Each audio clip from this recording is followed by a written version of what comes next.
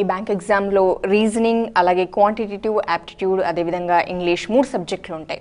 వీటికి ఏ విధంగా ప్రిపేర్ అవ్వాలి? మనకు ఉంది కేవలం చాలా తక్కువ సమయం ఉంది కాబట్టి మీరేం చెప్తారు? ఈ ఎగ్జామినేషన్లో వచ్చేటువంటి మోడల్స్ అన్నీ కూడా మనం దాదాపు మనకు ముందు నుంచి తెలుస్తాయి. ఒకటో రెండో మోడల్స్ కొంచెం సర్ప్రైజ్ మోడల్స్ లాగా ఆ ఎగ్జామినేషన్లో మనకు వస్తాయి, కానీ ఎక్కువ శాతం ఎక్కువ భాగం మోడల్స్ మనకు ముందే తెలుస్తాయి. సో అభ్యర్థి ప్రిపేర్ అయ్యేటప్పుడు ఎగ్జామ్ని వెళ్లకుండానే ఫలానా మోడల్లో కనుక ఒక ప్రశ్న వస్తే దాన్ని ఎలా సాల్వ్ చేయాలి అన్నది ఒక డెసిషన్కి వచ్చి ఉండాలి. ఫర్ ఎగ్జాంపుల్ సిల్లాగిజం అనే ఒక టాపిక్ ఉంది, దానికి ఏ మెథడ్ ఫాలో అవుతున్నాను అన్నది అతనికి తెలిసి ఉండాలి. అలాగే సీటింగ్ అరేంజ్మెంట్ కనుక ఉంటే ఆ సిట్టింగ్ అరేంజ్మెంట్ కోసం తను ఎలా అప్రోచ్ అవుతున్నాడు అన్నది అతనికి తెలిసి ఉండాలి. ఇలా ఎన్ని టాపిక్లు అయితే ఎగ్జామినేషన్లో వస్తాయని అనుకుంటున్నామో ఆ టాపిక్ ప్రతి టాపిక్ కూడా పేపర్ మీద పెట్టుకుని ఈ టాపిక్ నేను ఇలా ఆన్సర్ చేస్తాను, ఈ టాపిక్ నేను ఇలా అప్రోచ్ అవుతాను అన్నది ప్రతి క్యాండిడేట్ ఎగ్జామినేషన్ వెళ్ళకముందే ఫైనలైజ్ చేసుకోవాలి. చాలామంది చేసేటువంటి పొరపాటు ఏంటంటే ఎగ్జామ్ హాల్కి వెళ్ళిన తర్వాత నేను క్వశ్చన్ బట్టి స్ట్రాటజీ డిజైన్ చేస్తాను అంటారు. ఎగ్జామ్ హాల్లో స్ట్రాటజీని మనం ఇంప్లిమెంట్ చేయాలి, డిజైన్ చేసుకుని ఇంప్లిమెంట్ చేస్తానంటే అంత టైం సరిపోతుంది మనకి. కాబట్టి ఎక్కువగా తరచుగా వచ్చేటువంటి మోడల్స్ ప్రతిదాని మీద కూడా క్యాండిడేట్ తన యొక్క స్ట్రాటజీ ఏంటి, అప్రోచ్ ఏంటి అన్నది 100% క్లారిటీతో వెళ్ళాలి. అది తెలియకపోవడం మూలానే చాలామందికి ప్రశ్న చదవంగానే కష్టంగానూ ఉంటుంది, దానికి ఏం చేయాలో తెలియదు, అలాగే టైం కూడా ఎక్కువ పడుతుంది. ఎక్కువ సమయం పట్టేసరికి చివరిలో ఉన్న ప్రశ్నలు కాస్త వదిలేసి వస్తారు లేదా ర్యాండమ్గా గెస్ చేసి వస్తారు. ఇటువంటి పొరపాటు చేయకుండా ఒక స్ట్రాటజీతో కనుక వెళితే ఖచ్చితంగా ఉపయోగపడుతుంది.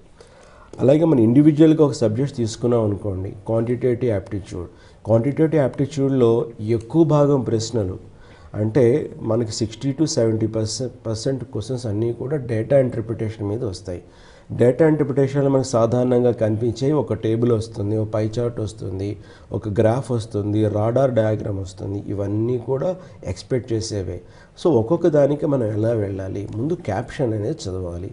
ఒక టేబుల్ ఉందనుకోండి, టేబుల్ మీద క్యాప్షన్ ఇస్తారు, ఆ క్యాప్షన్ పూర్తిగా చదవాలి. అట్లాగే ఏమైనా యూనిట్స్ ఉంటే ఇస్తారు, in lakhs, in crores, in 100, అది మనం గుర్తుపెట్టుకోవాలి. మీకు ఒక రఫ్ పేపర్ ఇస్తారు కదా, రఫ్ పేపర్ ఇచ్చినప్పుడు ఆ రఫ్ పేపర్ మీద ఇన్ థౌజండ్స్ అని ఇచ్చాడు అనుకోండి యూనిట్స్, అది రాయండి ఇన్ థౌజండ్స్ అని. అలా రాయడం మూలాన మీ మైండ్లో అది రిజిస్టర్ అవుతుంది, అది మీకు ఎప్పుడు గుర్తుంటుంది. లేదా అంటే పేపర్ సెట్టర్ 1-2 క్వశ్చన్స్ ఆ ఉద్దేశంతో మనం ట్రాప్ చేయడానికి కూడా ఛాన్స్ ఉంటుంది. యూనిట్స్ మనం బాగా గుర్తుపెట్టుకోవాలి. అలాగే మనకి కాలమ్స్లో ఏమిచ్చారు, రోస్లో ఏమిచ్చారు అన్నది చూసుకోవాలి. ముందు వాల్యూస్ని చూడకండి, రోస్లో ఏమిచ్చారు తర్వాత కాలమ్స్లో ఏమిచ్చారు చూడండి. ఒకసారి ఒక కాలం కన్నా 2 కాలమ్స్ ఉంటాయి, అంటే సబ్ కాలమ్స్ కూడా ఉంటాయి, అలాగే సబ్ రోస్ కూడా ఉంటాయి. మరీ కాంప్లెక్స్గా చేయాలనుకోండి సబ్ రోస్, ఆ సబ్ కాలమ్స్ కూడా వాళ్ళకి ఇవ్వడానికి ఉంటుంది. మీరు ఎప్పుడూ కూడా ఏ రోలో ఏమి ఇచ్చారు అన్నది ఏమి ఇండికేట్ చేస్తున్నారు అన్నది చూడండి, వాల్యూస్ మాత్రం చూడకండి. అది చూసిన తర్వాత డైరెక్ట్గా మీరు క్వశ్చన్కి వెళ్ళిపోండి. టేబుల్ పెద్దగా ఉంటే అది కాంప్లెక్స్ అని కాదు, ఎక్కువ భయంకరమైన పెద్ద నెంబర్లు ఉంటే అదేదో మిమ్మల్ని భయపెట్టడానికి కాదు, క్వశ్చన్ మాత్రం సింపుల్గానే ఉంటుంది. అట్లాగే మీరు డేటా ఇంటర్ప్రిటేషన్లో ఎటువంటి క్వశ్చన్స్ చూసినా సరే మీకు సాధారణంగా అడిగేవి వాట్ ఈజ్ ద టోటల్ అంటే ఏంటి, ఎడిషన్, ఏ నెంబర్లు యాడ్ చేయాలి అన్నది మీరు డిసైడ్ చేసి ఆ తర్వాత యాడ్ చేయండి. మీరు ఆలోచన లేకుండా ఏవి కూడా యాక్షన్లో చూపించకండి. క్వశ్చన్ చదవంగానే వాట్ ఈజ్ ద టోటల్ అంటే నేను కొన్ని నెంబర్స్ యాడ్ చేయాలి అంటే ఆ నెంబర్స్ ఏంటి అనేది ఐడెంటిఫై చేయడానికి ఫస్ట్ స్టెప్ కింద మీరు తీసుకోండి. యాక్చువల్గా ఎడిషన్ అనేది సెకండ్ స్టెప్లో తీసుకోండి. అలాగే difference, what is the difference అని అడుగుతారు. డిఫరెన్స్ అనగానే మీకు స్ఫురించాల్సింది ఏంటి, 2 నెంబర్ల మధ్య ఉన్న తేడా ఎంత, అయితే ఆ 2 నెంబర్లు ఏమిటి అన్నది కూడా మీరు ఫస్ట్ స్టెప్ కింద తీసుకోండి. అలాగే వాట్ ఈజ్ ద యావరేజ్ అని అడుగుతారు. యావరేజ్ అనగానే మనకు తెలుస్తుంది ఒక ఎడిషన్ చేయాలి, ఆ తర్వాత డివిజన్ కూడా చేయాలి. సబ్జెక్ట్లో మార్క్స్ కానీ ప్రొడక్షన్ కానీ ఏదైనా సరే. అలాగే మనకి పర్సంటేజ్ అనేది కూడా చాలా సాధారణంగా అడుగుతారు. పర్సంటేజ్ అనగానే 2 నంబర్స్ కావాలి, ఆ 2 నంబర్స్ ఏంటి అన్నది మీరు క్షుణ్ణంగా చాలా జాగ్రత్తగా అబ్జర్వ్ చేయాలి. పేపర్ సెట్టర్ తనకున్న తెలివంతా ఉపయోగించి మిమ్మల్ని ఎంత కన్ఫ్యూజ్ చేయాలో అంత కన్ఫ్యూజ్ చేయడానికే ప్రయత్నిస్తాడు. కాబట్టి మనకి కావాల్సిన 2 నెంబర్లు ఏమిటి అన్నది మనం గుర్తుపెట్టుకోవాలి. ఆ తర్వాత మనకి ఎక్కువగా కనిపించేది what is the minimum, what is the maximum. Minimum maximum అనేది కంపారిజన్కి సంబంధించినవి. సాధారణంగా కంపారిజన్ మీద వచ్చిన ప్రశ్నలన్నింటిలో కూడా మనం ఫైనల్ ఆన్సర్ కనుక్కోవాల్సిన అవసరం ఉండదు. కాబట్టి మీకు ఇచ్చిన టేబుల్ని కానీ గ్రాఫ్ని కానీ పై చార్ట్ని కానీ నిశితంగా గమనిస్తే మీకు ఆన్సర్ అనేది ఈజీగా దొరికిపోతుంది. దానికోసం ప్రత్యేకంగా మీరు క్యాలిక్యులేషన్ చేయాల్సిన అవసరం కూడా ఉండదు. కాబట్టి మినిమం మ్యాక్సిమం వచ్చినప్పుడు ఇది కంపారిజన్, నేను కంపేర్ చేసినటువంటి వాల్యూస్ ఏమిటి అన్నది మీరు దృష్టి పెట్టండి. డేటా ఇంటర్ప్రిటేషన్లో ముఖ్యంగా మీరు తెలుసుకోవాల్సింది ప్రతిదానికి కూడా బండగా క్యాలిక్యులేషన్ వేయాల్సిన అవసరం లేదు. చూసి కూడా కొన్ని ఆన్సర్లు మనం చేయగలం. సో చూసి చేయగలిగిన ప్రశ్నలకి మీరు వెంటనే ఆన్సర్ గుర్తించగలిగితే మీకు టైం చాలా సేవ్ అవుతుంది. ఖచ్చితంగా కొన్నిటికి మనం క్యాలిక్యులేషన్ వేయాల్సిన అవసరం వస్తుంది, వాటికి వేయాలి. బట్ ప్రతి ప్రశ్నకి వేయాల్సిన అవసరం లేదు, అది గుర్తుపెట్టుకోండి.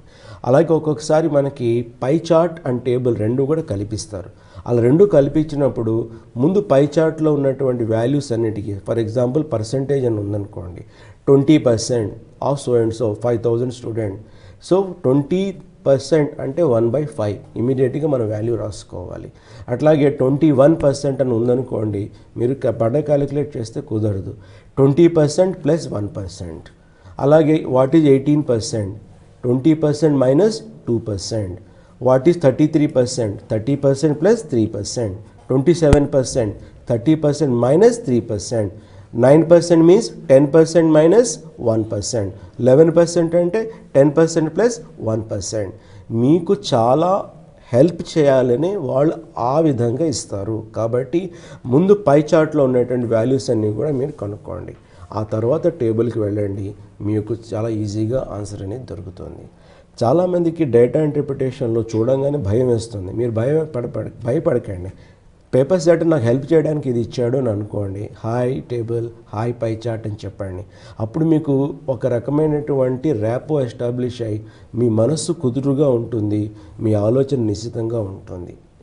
ఇది మీరు అలవర్చుకోవాలి. ఇన్ఫ్యాక్ట్ ప్రాక్టీస్ చేసేటప్పుడు కూడా ఇలా చేస్తే కనుక ఎగ్జామ్లో మీకు అది కూడా ఒక ప్రాక్టీస్ టెస్ట్ లాగే అనిపిస్తుంది.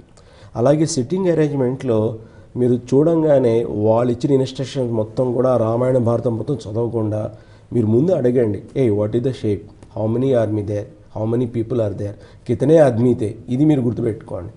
చూసిన తర్వాత ముందు షేప్ తయారు చేసుకోండి. ఒక సర్కిల్ అంటున్నాడా, స్క్వేర్ అంటున్నాడా, రెక్టాంగిల్ అంటున్నాడా, ఎంతమంది ఉన్నారు, అవన్నీ అరేంజ్ చేసుకొని ఆ తర్వాత ప్రతి ఇన్స్ట్రక్షన్కి వెళ్ళండి. ఏ ఇన్స్ట్రక్షన్ తీసుకున్నా మీకు ముఖ్యంగా కనిపించేవి రెండే, ఇద్దరు గురించి మాట్లాడతారు. ఆ ఇద్దరిలో ఒకరిని బేస్గా తీసుకోండి. రెండో వాళ్ళు మొదటి వాడితో ఒక బేస్గా తీసుకునే వ్యక్తితో చూస్తే రెండో వాడు రైట్ సైడ్ ఉన్నాడా, లెఫ్ట్ సైడ్ ఉన్నాడా, ఎంత దూరంలో ఉన్నాడు చూసుకోండి. That's it. మీరు ఎంత చిన్న చిన్న స్టెప్పులుగా ఆలోచించగలిగితే మీ యొక్క జర్నీ అంత స్మూత్గా ఉంటుంది. మొత్తం లిస్ట్ ఒక 20 ఇన్స్ట్రక్షన్ చూసి మీరు భయపడాల్సిన అవసరం లేదు. అట్ ఎనీ గివెన్ టైం మీరు చేయాల్సిన పని ఏంటి, ఆ చిన్న ఇన్స్ట్రక్షన్ మాత్రం మీరు అటాక్ చేయాలి. కాబట్టి మీరు భయపడడం తగ్గించేసి ఈ స్టెప్లో నేనేం చేయాలి, ఇప్పుడు నేనేం చేయాలి అన్నది మీరు మొదలెట్టండి. మీరు ఎంత దూరం ప్రయాణించినా రాత్రిపూట మీ యొక్క కారు యొక్క హెడ్లైట్ అనేది ఒక 100-150 ఫీట్ల కన్నా ఎక్కువ పోదు. అలా ముందుకు వెళ్ళిపోతూనే ఉంటాం, లైట్ కూడా ముందుకు వెళ్ళిపోతూనే ఉంటుంది. కాబట్టి మీరు ఎప్పుడూ కూడా ఈ స్టెప్ ఇప్పుడు నేనేం చేయాలి, తర్వాత స్టెప్పుల గురించి ఆలోచించకండి, ఇప్పుడేం చేయాలని ఆలోచించండి. ఈ సిట్టింగ్ అరేంజ్మెంట్లో మీరు ఈ చిన్న జాగ్రత్త తీసుకుంటే మొత్తం అంతా కూడా ఫ్రీగా ఉంటుంది. ఓకే వేప గారు, మరి ఇన్ని రోజులు అభ్యర్థులు చాలా సీరియస్గా ప్రిపరేషన్లో ఉండొచ్చు, కానీ ఇప్పుడు చాలా తక్కువ సమయం ఉంది కాబట్టి ఈ టైంలో వాళ్ళు వారి కాన్ఫిడెన్స్ లెవెల్స్ ఏ విధంగా మెయింటైన్ చేయాలి, మీరు ఇప్పుడు చిన్న చిన్న జాగ్రత్తలు చెప్పారు, సైకలాజికల్గా వారి మైండ్ సెట్ ఏ విధంగా ఉండాలని, ముందు రోజు నేను ఎలాంటి కాన్ఫిడెన్స్ బిల్డప్ చేసుకోవాలి అంటారు వారు? ముందు రోజు నేను మొదట్లో చెప్పినట్టు మధ్యాహ్నం నుంచి చదవడం మానేయాలి. భోజనం అయిన తర్వాత చదవడం మానేసండి, నిద్రపోండి, రెస్ట్ తీసుకోండి. రాత్రిపూట కూడా యూ టేక్ కంప్లీట్ రెస్ట్. దీని మూలన ఏంటంటే మీ బ్రెయిన్ అనేది ఒక కూల్ అండ్ కామ్ స్టేట్కి వెళ్తుంది. అలాగే ఎమోషన్ గురయ్యేటువంటి విషయాలు పాజిటివ్గా నెగిటివ్ కానీ ఎక్కువగా ఏం తీసుకోవద్దు. ఏదైనా బ్యాడ్ న్యూస్ ఉన్నా సరే మీ వాళ్ళకి చెప్పండి, నాట్ టు ఇన్ఫార్మ్ యూ. మీరు చాలా ఎమోషనల్గా స్ట్రాంగ్గా ఒక వాల్ మీరు క్రియేట్ చేసుకోవాలి. ఎందుకంటే ఈ 1 గంట మీ జీవితాన్ని శాసించబోతుంది. ఎటువంటి ఆందోళనకు గురి కాకుండా మీరు ఉండాలి. అట్లాగే సినిమాలు మాత్రం చూడకండి, టీవీలు చూడకండి, కంప్యూటర్ చూడకండి. దానివల్ల మీకు ఎనర్జీ అనేది చాలా తగ్గిపోతుంది. వీలైతే మెడిటేషన్ చేయండి, ఏదైనా ఒక ప్రేయర్ చేసుకోండి, టెంపుల్కి వెళ్ళండి, రిలాక్స్గా ఉండండి. That's it. మీకు ఏవైతే పట్టుకెళ్ళాలో అవన్నీ కూడా ఒక ఎన్వలప్లో ఇవాళే మీరు రెడీ చేసేసుకొని పెట్టుకోండి. ఎగ్జామ్ రోజు నాడు పొద్దున్న మీరు వెతకడానికి టైం ఉండదు. ఫోటోగ్రాఫ్ కానీ, ఐడి ప్రూఫ్ కానీ, ఐడి ప్రూఫ్ జిరాక్స్ కాపీ కానీ ఇవన్నీ కూడా ఒక ఎన్వలప్లో మీరు పెట్టుకోండి. ఇన్స్ట్రక్షన్స్ అన్నీ చదవండి, దానికి సంబంధించిన కార్యక్రమాలన్నీ కాగితాలన్నీ కూడా ఒకే చోట పెట్టుకోండి. That is more than enough. మీరు ఎంత ప్రశాంతంగా ఉండగలిగితే అంత బాగా రాయగలుగుతారు. అలాగే ఎగ్జామినేషన్ సెంటర్లో కూడా మీ పరిచయస్తులు కానీ, పాత స్నేహితులు కానీ కనిపిస్తే హాయ్ హౌ ఆర్ యూ అని చెప్పి మీరు పెద్దగా ఎక్సైట్ అయిపోయి చేస్తే మీకే నష్టం. ఎగ్జామ్ అయిన తర్వాత మీరు గెంతులు వేయండి, పర్వాలేదు. ఎగ్జామ్ ముందు మాత్రం ఎంతో ప్రశాంతంగా ఉండాలి. అది చాలా చాలా అవసరం. ఇన్విజిలేటర్ ఒకవేళ పొరపాటు చేసినా సరే ఇన్విజిలేటర్తో మీరు ఆర్గ్యూ చేయకండి. ఎగ్జామినేషన్ స్టార్ట్ అయిన తర్వాత మీరు కొంచెం కాటన్ని, దూదిని చెవిలో పెట్టేసుకోండి. అంటే ఇన్స్ట్రక్షన్స్ అయిపోయాయి, ఎగ్జామ్ స్టార్ట్ అవుతోంది, అటెండెన్స్లో కూడా మీరు సైన్ చేసేసారు, ఇంకా మిమ్మల్ని ఎవరు డిస్టర్బ్ చేయరు. అప్పుడు కాటన్ పెట్టేసుకోండి చెవిలో. అంటే కొంచెం వచ్చేటువంటి శబ్దాలు కూడా మిమ్మల్ని డిస్టర్బ్ చేయకుండా ఉండాలి. సాధారణంగా ఇన్విజిలేటర్స్ మాట్లాడుకుంటూ ఉంటారు, అనవసర విషయాలు మీకు డిస్టర్బ్గా ఉంటాయి, కానీ లేచి వెళ్ళి వాళ్ళకి చెప్పలేరు. అటువంటి పరిస్థితిని తప్పించుకోవడానికి, మీకు మీరు ప్రశాంతత తెచ్చుకోవడానికి కొంచెం దూది కనుక పెట్టుకుంటే చాలా హ్యాపీగా అయిపోతుంది. ఇన్స్ట్రక్షన్ ముందు మాత్రం పెట్టుకోకండి, తర్వాత మాత్రమే పెట్టుకోండి. ఇట్లా మీరు చిన్న చిన్నవి చేయండి. రఫ్ వర్క్ని కూడా ముందు మీరు పెన్సిల్తో రఫ్ వర్క్ చేసేసుకోండి, ఆ తర్వాత పెన్నుతో చేసుకోండి. సో ఒకే పేపర్ని మనం 2 సార్లుగా ఉపయోగించుకోవచ్చు. ఒక్కొక్కసారి వాళ్ళు ఎక్కువ రఫ్ పేపర్ కూడా మనకి ఇవ్వరు. అలాంటప్పుడు పెన్సిల్తో రాసుకుని తర్వాత పెన్నుతో రాసుకుంటే చాలా ఉపయోగంగా ఉంటుంది.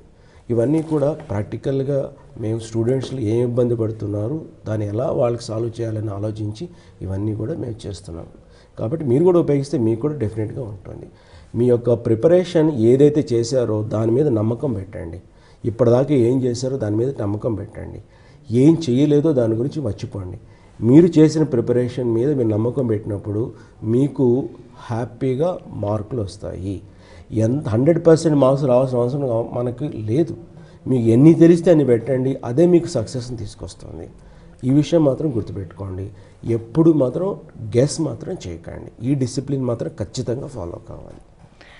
వేప గారు, మీ వాల్యుబుల్ టైం స్పెండ్ చేసి మరి బ్యాంక్ ఎగ్జామ్స్ రాయబోయేటువంటి అభ్యర్థులకి వండర్ఫుల్ టిప్స్ తెలియచేశారండి. మరి సైకలాజికల్ కూడా వారి మైండ్ స్టేటస్ ఏ విధంగా ఉండాలి, చిన్ని జాగ్రత్తల ద్వారా ఎంత హెల్ప్ఫుల్ ఉంటుందో చాలా వివరంగా తెలియచేసినందుకు thank you so much. Thank you very much.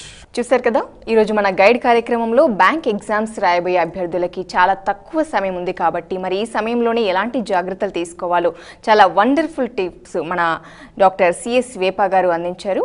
ఇది వాల్టీ గైడ్. నమస్తే.